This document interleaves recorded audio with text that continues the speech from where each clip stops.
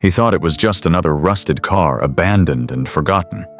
But what he didn't know was that inside that broken-down engine, there was a story waiting to be heard. Just days later, a woman returned, her eyes filled with tears, not for the car, but with a letter that would uncover a hidden connection, a fallen soldier's final wish, and a legacy that would change everything. Before we begin, if stories like this speak to your heart, we invite you to subscribe. Here, we honor quiet heroes and the moments that truly matter. Let's get started. In the small town of Willow Creek, mornings were as quiet as the sky before a storm. The air was crisp, touched with the scent of pine and old pavement. It was the kind of town where folks still waved from their porches, and where time seemed to slow down just enough for you to notice the way the leaves turned in the fall. At the edge of town sat a little garage, nothing fancy, just an old building with chipping paint, a rusty sign that read Tom's Auto, and a faithful old dog named Rusty sleeping out front. That garage belonged to Tom Fletcher, a man who looked like he'd come straight out of a Norman Rockwell painting, oil-stained overalls, silver whiskers on his chin, and a quiet kindness in his eyes. Tom wasn't a wealthy man. In fact, he was barely scraping by. The garage had seen better days, and so had Tom. His wife, Martha, had passed years ago.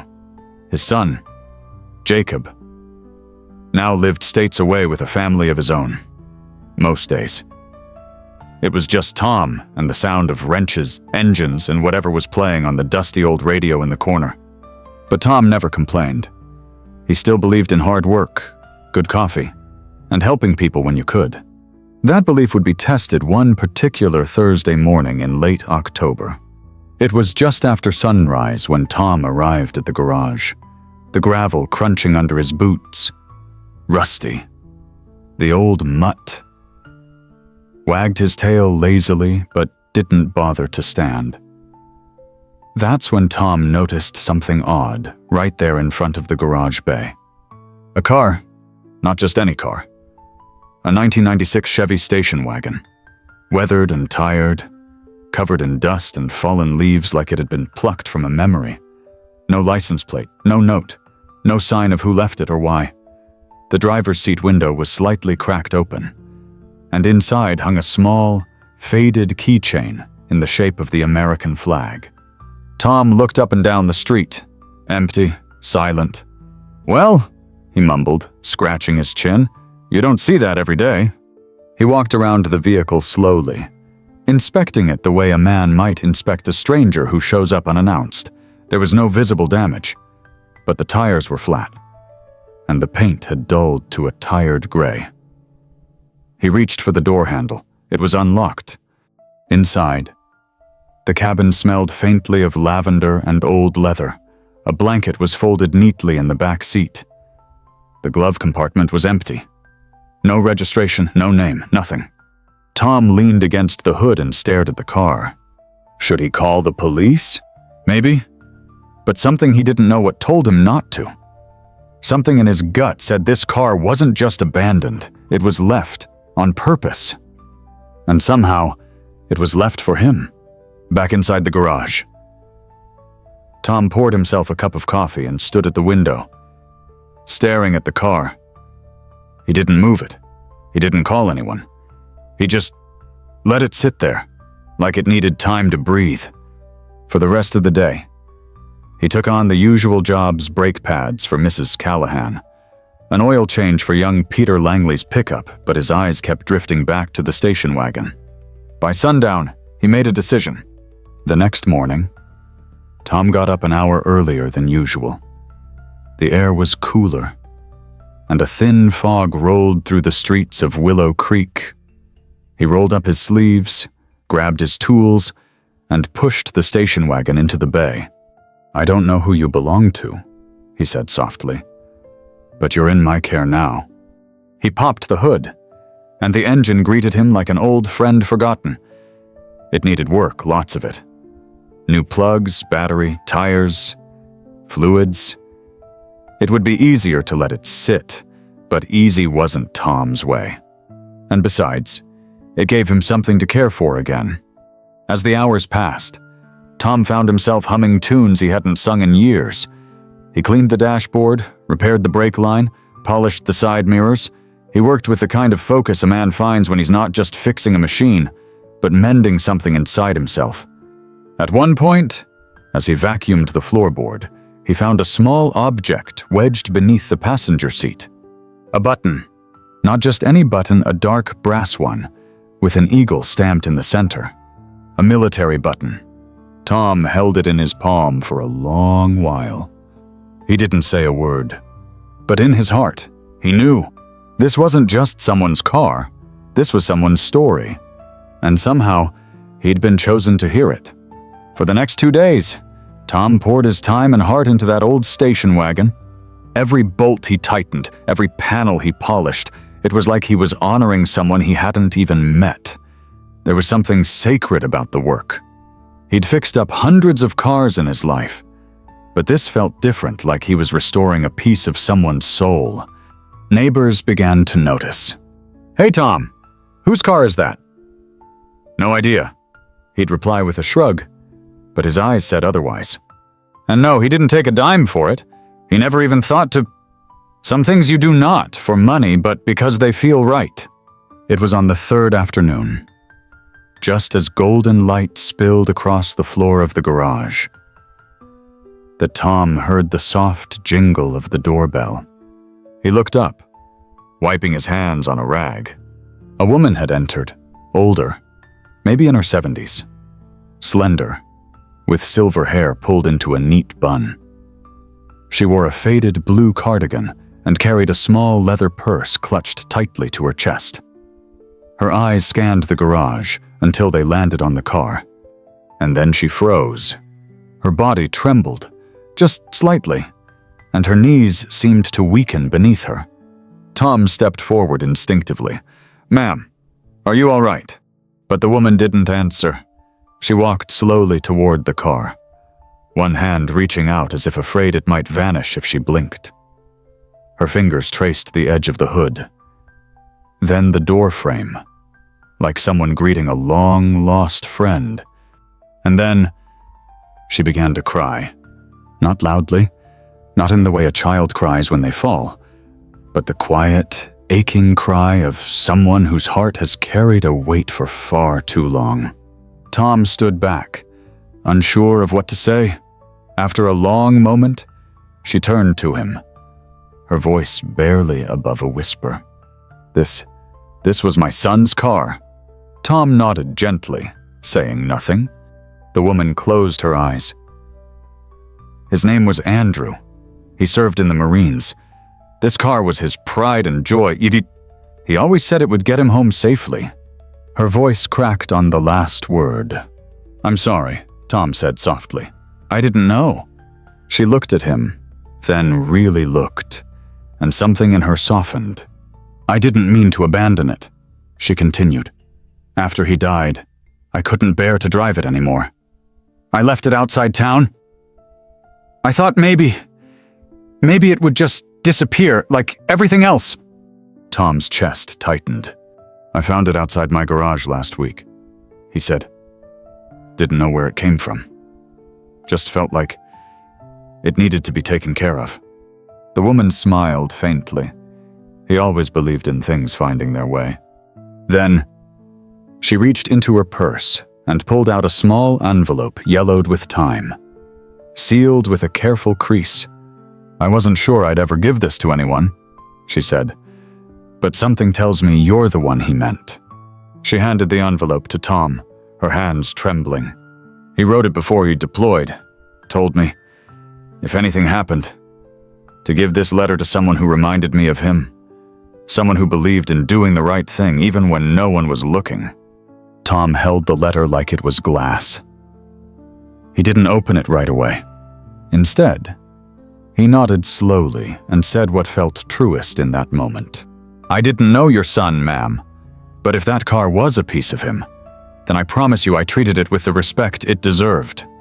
The woman's eyes shimmered, and for the first time since stepping into that garage, she smiled the kind of smile that carries both sorrow and peace. She reached out and placed a hand on his arm. "Thank you, Mr. Fletcher," she said. "You gave something back to me I thought I'd lost forever." And just like that, she turned and walked out into the golden afternoon light, leaving behind a story, a letter, and a man forever changed. Tom didn't open the letter right away. He placed it gently on the old wooden workbench near his coffee mug, next to a small framed photo of Martha, his late wife, and stood there for a long moment, just staring at it. Outside, the sun had dipped low in the sky, painting the garage in soft amber light, the kind of light that feels like a memory. Rusty, his old dog, lay curled near the door, his chest rising and falling in a slow rhythm. The world felt still, as if it, too, were waiting for Tom to open that envelope. He sat down, hands a little shaky, and slowly slid his thumb beneath the flap. Inside was a single sheet of lined paper, creased and worn, written in neat block letters, the kind of handwriting taught in the military. Tom began to read. "If you're reading this, it means I didn't make it home. I'm sorry, I had every intention to, but life doesn't always go the way we plan. Does it? If my mom gave this letter to you, then she saw something in you that reminded her of me, and that alone makes me feel at peace." Tom paused, his eyes moistening. He swallowed hard and continued. "This car, the station wagon, it's not just metal and rubber to me. It's where I spent my last summer home. It's where I had my first kiss. It's where I sat with my dad before he passed and heard him say, 'Make your life matter, son.' I didn't have a lot to leave behind, but if you're the one reading this, it's because I trust you to care for what I loved." Tom blinked back tears, the lump in his throat growing larger. "I hope you're the kind of person who believes in second chances, in honoring stories, even when they're not your own, in fixing what others might throw away. If you fixed my car, thank you, not just for the work, but for listening to something unspoken. Take care of her. And if you can take someone else under your wing, someone like me, someone who just needs to know there are still good men in this world. Semper Fi, Andrew Carter." Tom sat in silence, the letter resting gently in his calloused hands. He didn't move, didn't speak. He just let the words settle deep into his bones like oil soaking into a worn engine. This wasn't just a note. It was a legacy. That night, Tom didn't go home right away. Instead, he stayed at the garage. He refilled the oil in Andrew's car one last time, checked every detail down to the tire pressure and the radio dial. Then, he took an old army blanket from his back room and folded it neatly across the back seat. He placed the letter in the glove compartment, sealed in a plastic sleeve, like a time capsule. And finally, he sat in the driver's seat, turned the key, and let the engine hum. It purred like it hadn't in years. The next morning, Tom called the local Veterans Outreach Center. He didn't say much, just asked if there were any young mechanics in the program, someone who needed guidance, someone who needed a place to belong. And within the week, a 22-year-old vet named Luis walked through the garage door, unsure, quiet, and carrying more weight in his eyes than a young man should. Tom welcomed him with a nod, handed him a wrench, and said the same thing his father once said to him. "Let's make your life matter. Son." In the months that followed, Tom taught Luis not just how to fix cars, but how to fix broken spirits. They rebuilt Andrew's station wagon together, not because it needed it, but because it deserved it. Word spread. More young vets came. The garage became more than a place for engines. It became a place for healing. And in the corner of the shop, beneath the American flag, stood Andrew's car, clean, polished, and still humming. A silent reminder that sometimes one act of kindness, one repaired car, one forgotten letter can change everything. Fall came early that year. The leaves in Milltown turned golden sooner than usual, blanketing the sidewalks like memories from seasons past. There was a new crispness in the air, the kind that makes folks linger over their coffee and look out the window a little longer. And at the edge of Main Street, tucked between an old hardware store and a diner that still served apple pie the way Grandma used to make it, Tom's garage had become something else entirely. It wasn't just a place where engines roared back to life. It had become a refuge. Tom didn't plan it that way. He never hung a sign that said veterans welcome or second chances here. He just opened the door every morning, turned on the lights, and kept a pot of black coffee brewing by the front bench. But word travels fast in small towns. And soon, more veterans began showing up, not with resumes, not asking for favors. They came carrying silence, the kind of silence only those who've seen too much and spoken too little understand. There was Manny, who'd done 3 tours in Iraq and hadn't touched a wrench since high school, but within a week was rebuilding transmissions like he'd been born doing it. There was Sarah, who had been a military nurse, now battling PTSD. She didn't say much, but when her hands wrapped around a carburetor, you could see peace settle into her shoulders. And of course, Luis, the first to walk through the door, now showing others how to torque bolts and check timing belts with the same quiet strength Tom had once shown him. Tom never asked them to stay. They just did. In the back of the garage, Andrew's station wagon sat gleaming. Never driven, never sold. It had become a monument of sorts. Tom would sometimes sit in the driver's seat late at night, rereading Andrew's letter, or just staring at the empty passenger seat, wondering what kind of man the young Marine must have been. One day, Luis asked, "Why don't you take her out for a drive?" Tom smiled softly and replied, "She's already traveled farther than most cars ever will." Then, one Friday afternoon, just before Thanksgiving, a familiar jingle rang from the front door. Tom looked up. It was her, Andrew's mother. This time, she wore a soft gray coat and carried a tin of homemade cookies, the kind with cinnamon and powdered sugar that made the whole room smell like holidays long gone. Tom stood up, gently wiping his hands on his rag. She looked around the garage with wide, wondering eyes. There were 4 young veterans working quietly on different cars. Music hummed low from a dusty radio. The smell of grease mixed with laughter and fresh coffee. And in the center of it all, the old station wagon sat like a wise elder, watching over everyone. "I barely recognized it," she whispered. "Lots changed," Tom said, walking beside her. "But the heart's the same." She stepped toward the car and placed one hand on its hood just like she did the first time. But this time, there were no tears, only warmth. "I brought something," she said, handing him a small photo frame. Inside was a picture of Andrew in uniform, smiling beside the station wagon, hand on the hood, full of life. "I thought she ought to have a face to match the story." Tom took it with quiet reverence. "Thank you." Then she looked around at the veterans in the shop. "Did all of this happen because of him?" Tom nodded, his voice thick. "He gave me something to believe in again, and I figured maybe others needed that too." She walked slowly to the corner, where a faded armchair sat near the coffee pot. She sat down, like someone finally resting after a long journey. "I used to pray," she said softly, "that my son would leave something behind.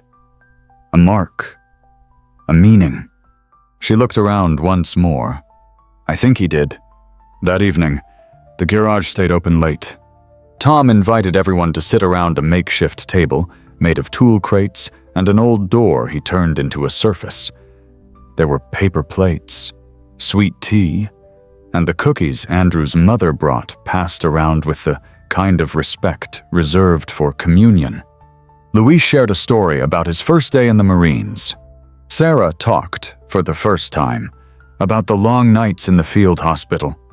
Even Manny laughed, recalling how Tom made him restart an engine 3 times until he listened to the machine, not just the manual.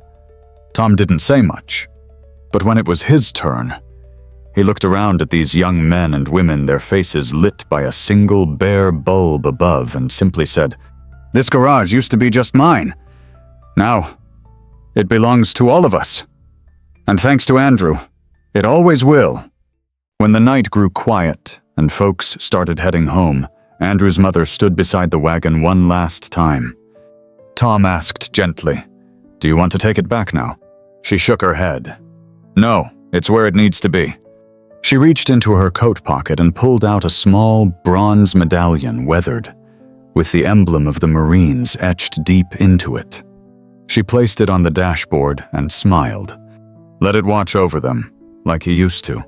As she walked out into the cold evening, Tom turned off the lights. Only the street lamp outside remained, casting a soft glow on the wagon. Inside, the medallion caught the light, and for a brief moment, it almost looked like it was shining from within, like something or someone was still there, watching, guiding, reminding them that a single act of kindness can echo far beyond what we'll ever see. Snow had just begun to fall in Milltown. Tiny flakes drifted past the windows of Tom's garage like bits of ash from a memory silent, soft and sacred. Inside, the heater hummed, and the smell of motor oil mixed with pine from a small Christmas tree Luis had set up near the bench. There were paper snowflakes taped to the window, clumsily cut but made with heart.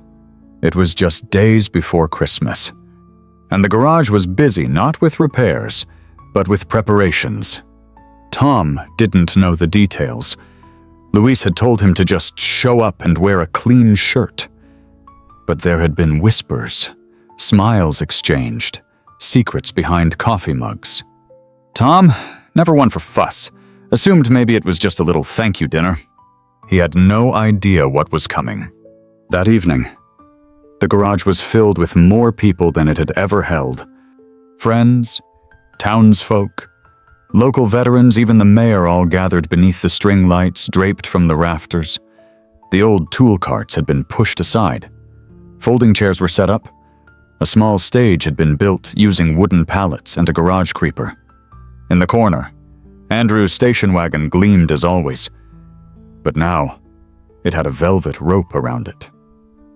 And beside it, Andrew's framed photo, the bronze Marine medallion, and a plaque that simply read, "One man's service, another man's legacy, a home for healing." Tom stood near the back, overwhelmed.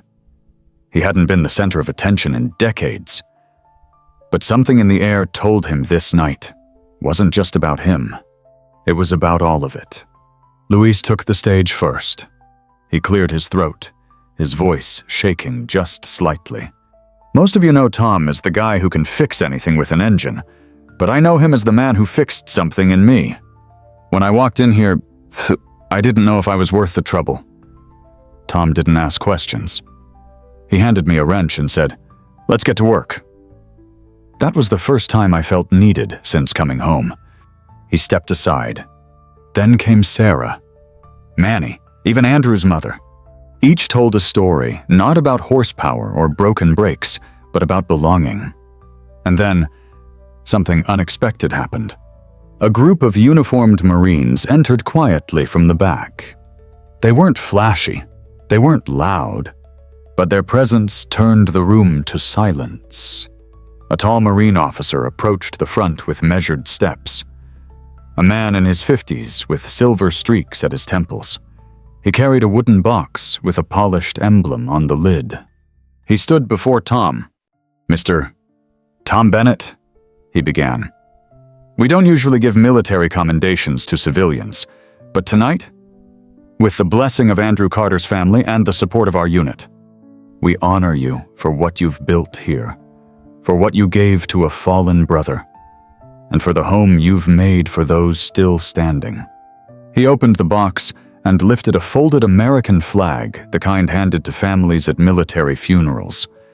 Beneath it was a medal the Department of the Navy's Distinguished Public Service Award.